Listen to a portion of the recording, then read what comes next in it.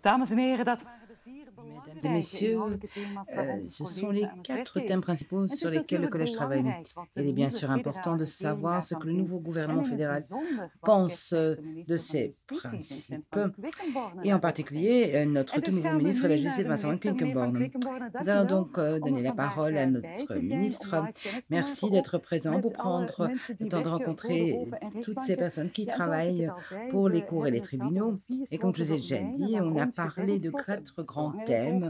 Autonome beheer, dat is La het gestion eerste. autonome, c'est le premier Allocatiemodel, dat is het thème tweede. important, le Personeel modèle en natuurlijk IT, d'allocation, iets wat le u zelf personnel ook et altijd heel nauw aan l'informatisation. het hart heeft gelegen. D'abord sur l'autonomie, alors, 300 millions d'euros supplémentaires ont été investis chaque année dans la justice. Qu'est-ce que cela signifie pour le cours exactement, pour le siège? Oui, premièrement, je voudrais bien dire merci d'être venu ici, d'avoir l'opportunité de me diriger directement pour la première fois envers les chefs de corps, les 49 chefs de corps. Donc, vous êtes les ambassadeurs de la justice, donc je m'en réjouis.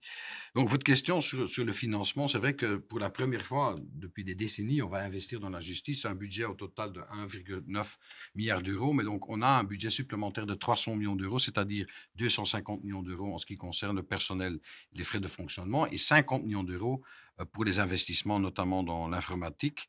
Donc, année par année, on va investir. Pour l'année 2021, on parle de 125 millions d'euros et on va se mettre en concertation avec le collège pour bien ventiler ces efforts. Il y a bien évidemment l'ordre judiciaire, mais je parle aussi bien évidemment des établissements pénitentiaires, de la sûreté de l'État et des services centraux.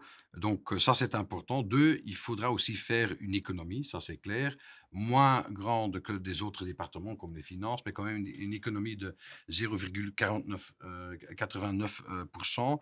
Mais donc, je vais en discuter avec le collège parce que je voudrais proposer de les compenser, notamment en ce qui concerne le personnel. Donc, ik zou het personeel vrijhouden van die besparingen. Je voudrais épargner le personnel de ces économies, justement, parce que je crois qu'il faut encore investir. Et puis finalement, je pense que la qualité et la quantité sont importantes. Donc les investissements vont contribuer à une justice qui est plus équitable, en même temps de qualité dans un délai raisonnable. Et donc nous travaillons avec l'argent.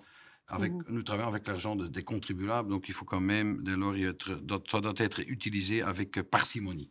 Alors, vos objectifs, ils sont clairs, mais votre approche de la gestion autonome, c'est quoi?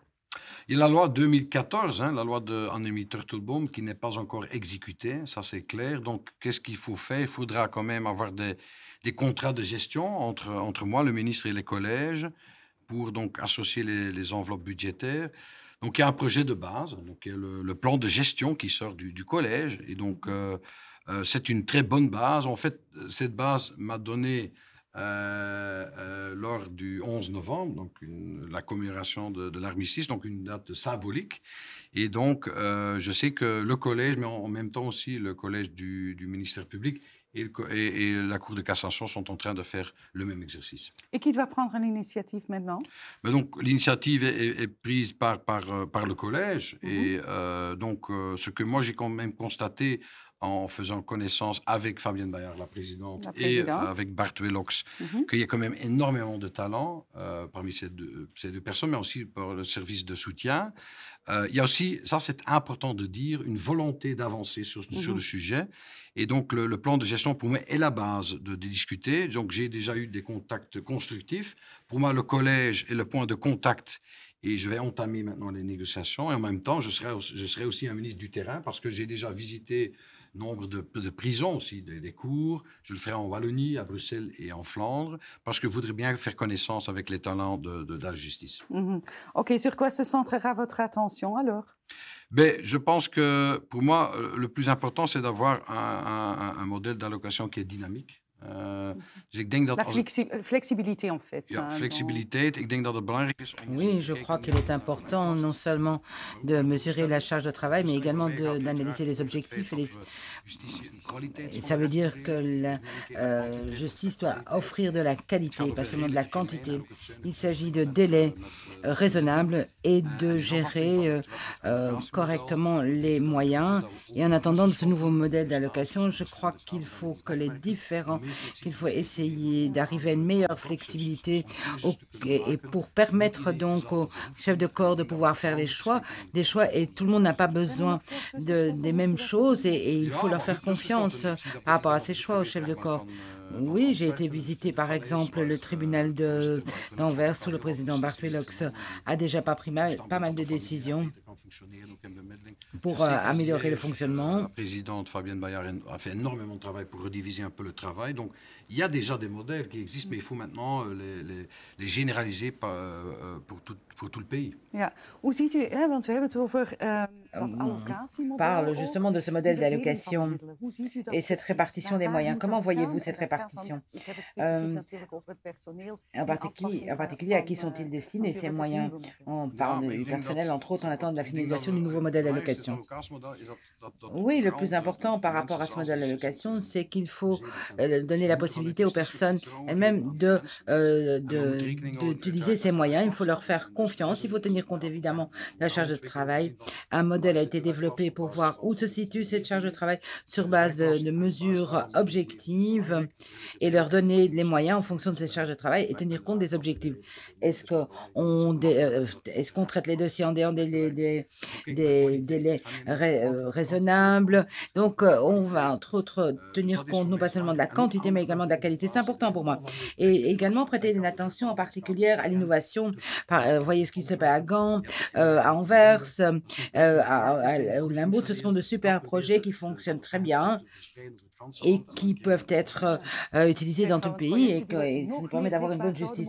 Ce sont des projets qui devraient être rendus encore plus visibles car on peut en être fait effectivement. Et alors, donc, pouvoir prendre plus de choses en main, vous êtes clairement en faveur de cette approche. Oui, il est tout à fait important de donner la confiance à la justice. Il faut arrêter de gérer tout depuis Bruxelles, depuis sa tour d'ivoire et de répartir tous les moyens, fixer les cadres tels qu'ils ont été fixés dans les années 50. Non, il y a des besoins sur le terrain, mais évidemment, je comprends quand on donne des moyens, il s'agit quand même de gros moyens. La justice représente plus de 2 milliards d'euros.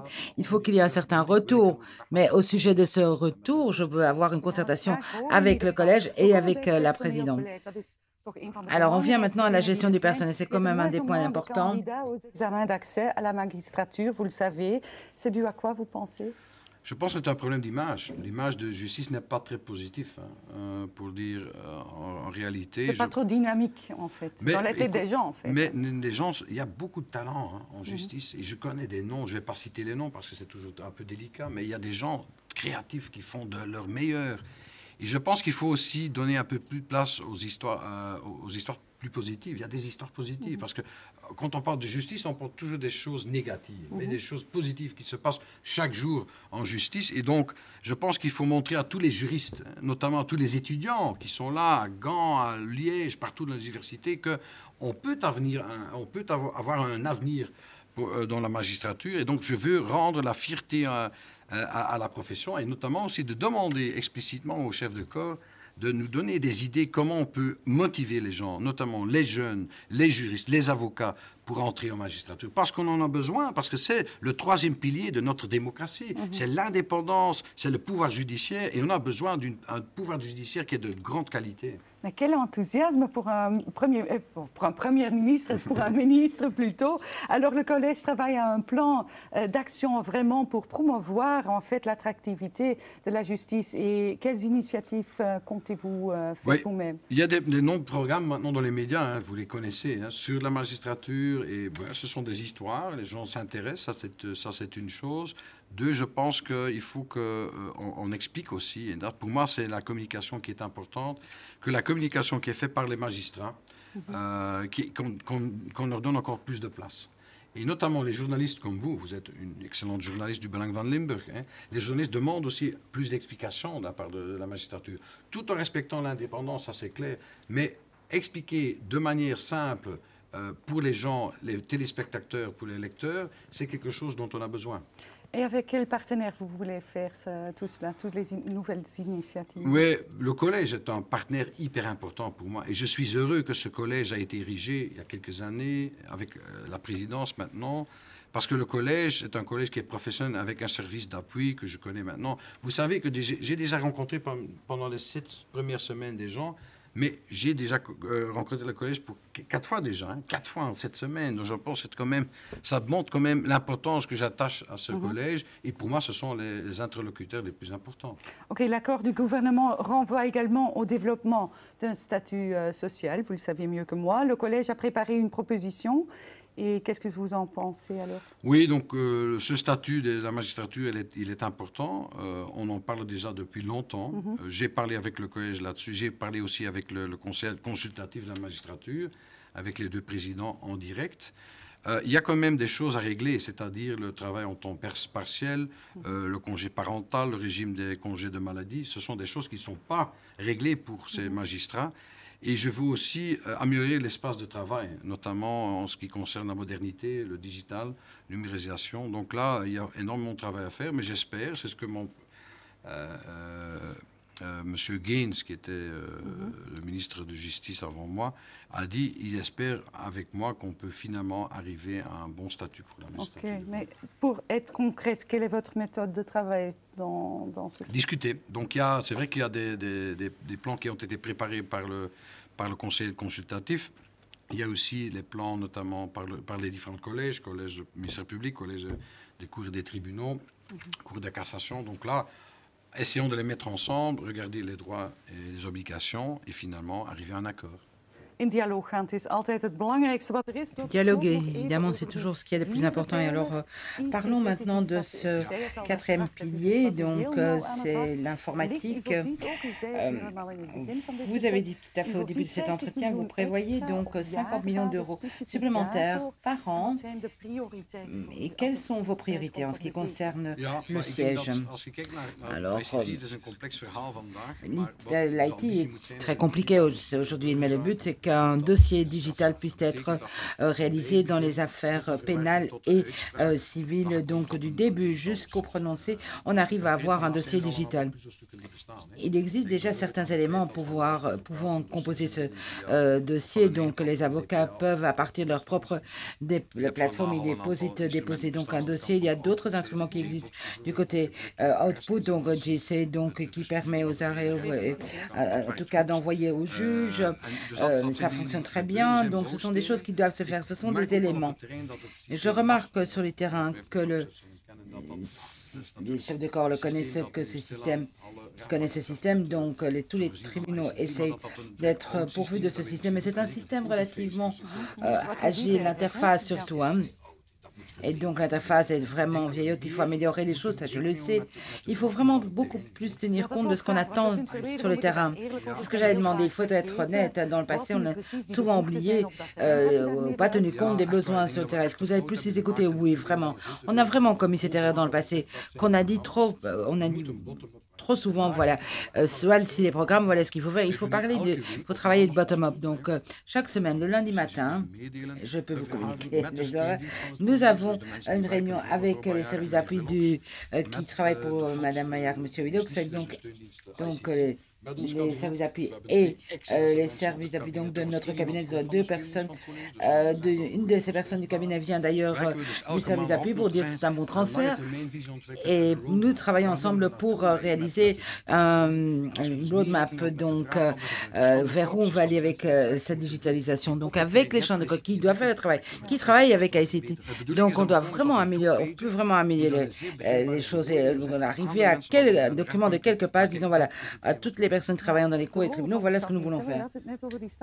Vous avez parlé, entre autres, des services d'appui en ICT, donc quel est son rôle? C'est très important, il faut les soutenir bien plus au niveau financier, donc c'est la fabrique même, ce sont eux qui sont au service de la magistrature. Ce sont les personnes qui ont l'expérience nécessaire, qui sont au service des magistrats, qui doivent rendre le droit. Donc, au niveau de plan de gestion autonome, j'ai lu les notes, j'ai reçu toutes ces notes très peu après avoir accédé à ma fonction, avec des demandes très concrètes, où se situent les investissements, comment faire fonctionner le modèle d'allocation. Ce sont des choses dont nous avons besoin. C'est une question de professionnalisme et j'aime bien à travailler comme ça. C'est très chouette à voir, hein, parce que vous êtes très, très impressionné par ce que vous avez pu voir sur le terrain.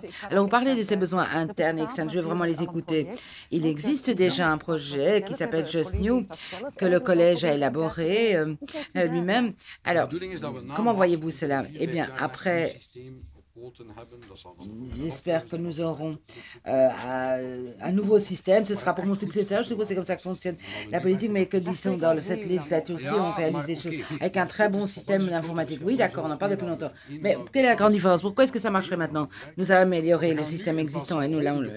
Mais au lieu de changer les choses du jour au lendemain, non, on va partir de quelque chose qui a toujours été évité par la justice et remarqué par le collège. Quels sont les besoins de la justice en interne et en externe? On collabore avec un bureau dont le nom m'échappe, un bureau qui nous accompagne, merveilleux, et qui nous demande, par exemple, quelqu'un dit, comment voulez-vous rentrer en contact avec la justice?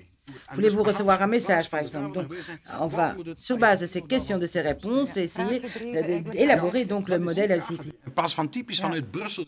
Oui, au lieu de dire, voilà, depuis Bruxelles, voilà ce qu'il faut faire, voilà, on réfléchit un peu comme une entreprise. C'est ça le Just New. Et c'est l'avenir. Je vais poser une question très très simple, peut-être la plus difficile des autres. Allez-vous financer cela également, Just New? Oui, on a eu des entretiens. Et il y a des demandes tout à fait légitimes. Il faut certainement prévoir le nécessaire. C'est un très beau projet. Et c'est l'avenir d'Haïti. Alors, les 125 millions dont j'ai parlé au début, on va fixer cela dans le budget pour l'année prochaine. Donc, le gouvernement a démarré le 1er octobre. Donc, on aurait dû avoir un gouvernement plus rapidement, n'est-ce pas? Oui, ça, c'est autre chose, c'est une autre histoire. Nous allons pouvoir prévoir les 125 millions dans le budget l'année prochaine et en collaboration avec le collège. Nous allons vraiment lier les besoins du collège. Donc, Just New recevra de l'argent de votre part, oui. J'ai vu un ministre super enthousiaste. Merci vraiment d'avoir été présent en direct avec nous et ce sera certainement apprécié sur le terrain. Merci pour votre présence.